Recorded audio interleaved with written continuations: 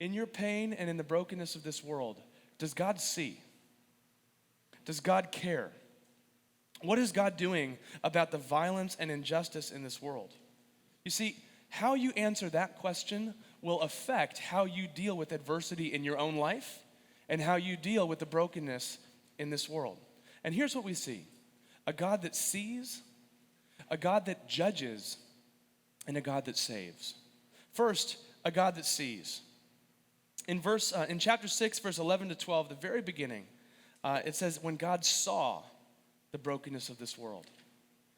Florence and I had the chance to visit her friend in Rio de Janeiro, and we took the tram up to the Christ the Redeemer statue, the iconic statue of Christ over the whole city of Rio.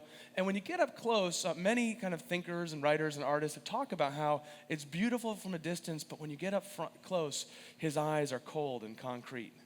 And that's the image so many people have of God, a God who stands tall and strong and looming, but with cold, lifeless eyes that can't see.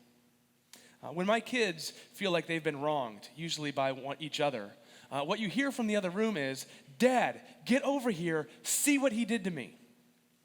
What they're asking is, do you see what's happened here?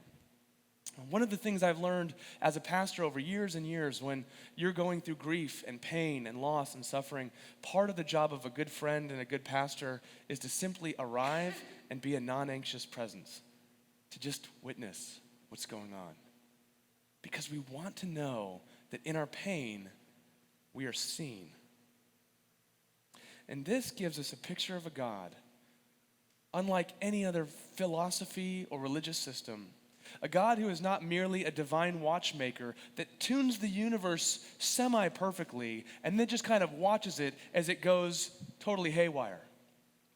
He's not an absentee train engineer who starts the train down the tracks but has long jumped off the train and is watching as the whole train of reality goes off the cliff into oblivion. You do not have a dispassionate deity that can't see what's going on. You have a God who sees. A God who sees you.